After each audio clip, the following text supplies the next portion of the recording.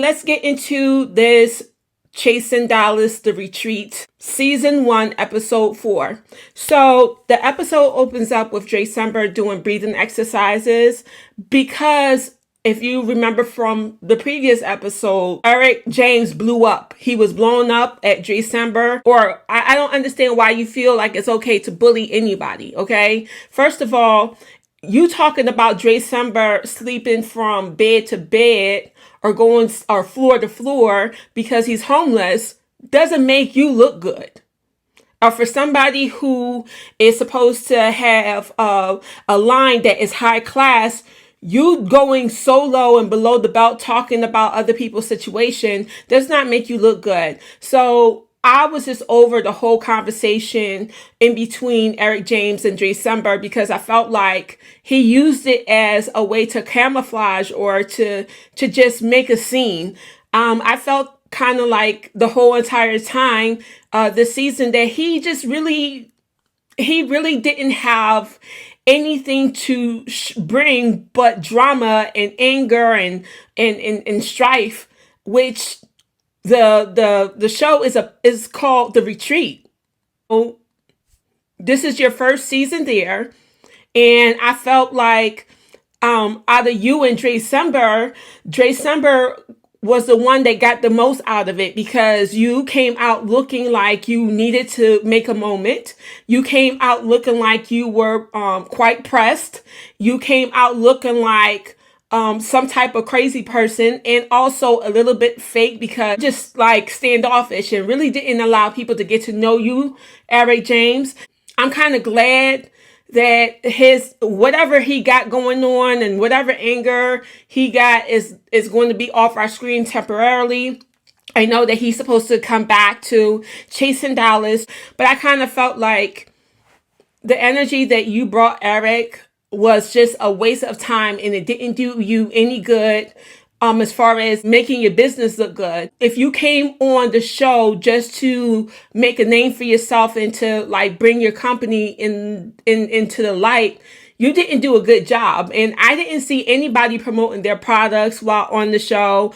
I didn't see anybody really just trying to boost themselves and, watching interviews with you talking about, that's the whole reason why you came on the platform was to boost your business and to make a name for yourself and for your name to get out there. But your name is out there for all the wrong reasons. For somebody who presents themselves like the way that you look and the way that you dress, you look like what you're trying to bring with your line and your product. But when you open your mouth to speak, it just throws everything off.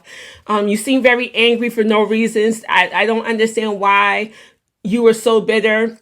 I understand that you were upset at Reese for not showing up to your pop-up shop. I don't think that everything that you did and said and just kind of just drug everybody to filth was warranted for that. Anyway, let's move on from Eric James. So Eric James storms off and they decide to go to the store and get some food because it's their last night there. And Trey Howard, it was kind of funny that you picked up cabbage instead of picking up the lettuce. Even though they had this confrontation during the beginning of the episode, things calmed down once everybody left and went to the store and kind of just cooled off. So it was nice to see some calm after the storm because it was just a lot of chaos. Once everything calmed down, it seemed more like a retreat. So I was happy to see that everything calmed down. Two of the last activities that they did this activity where they were on the beach and they were competing against each other. That was fun. It was called Paper Hearts, and what they did was write down their deepest issues, how they're not going to allow certain behaviors or certain people to use them and to betray them. So they were talking about different things, and that led to like a very deep conversation. Reese started to talk about his relationship with his stepmom and how she recently apologized to him for abusing him. He lost his father when he was 14 years old. So when his father died, he decided to not live with his mom because he had issues with his mom. So he decided to stay with his stepmom.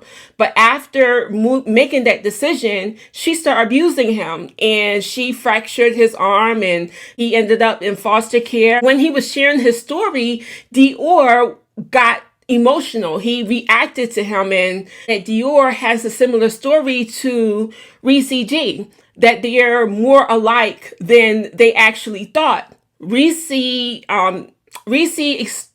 Exposing those feelings made Dior open up, and Dior said that his stepmother, on her deathbed, apologized for the way that not only she treated him, but for allowing his dad to treat him bad as well.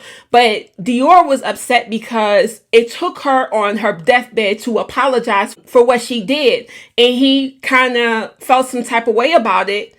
He wanted her to apologize for hurting him and acknowledging what she did way before then. So I kind of feel like he took it with a grain of salt. He appreciated it, but like too little too late.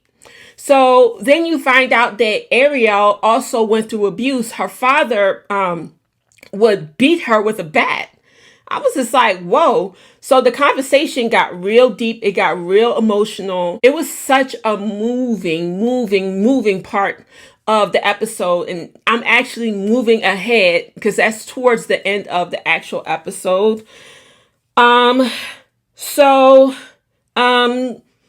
One thing I do want to talk about is Resilient and had a conversation with Reese G, and he asked him about like how his mom is doing, how is her mental state, and what's going on with her. And Reese was saying that he had a lot of issues with his mom. His issues with his mom caused a lot of resentment. She wasn't there for him like he is there for her now. And sometimes he finds himself not being able to do things, sometimes fight himself to like want to do things because it was kind of like she just wasn't there for him when he needed her. I mean, it makes sense because I've heard Reese explain his story about going into foster care and just going into the system. But my thing is, if his mother was still here, why did she allow her son to go into foster care? So that is something that is very interesting, that she actually allowed him to go to foster system, and you kind of understand why he kind of feels some type of way about her being sick and having strokes and him having to fly from Texas to Georgia. And it's hard on him sometimes emotionally. And, I can see why he has that inner fight of wanting to be there and versus not wanting to be there. The retreat ended like a retreat, like it was supposed to. Like people let go things and they talk things out, and they shared with one another, helped one another, they hugged one another. Resilient Titan did his job with getting to the end resolve.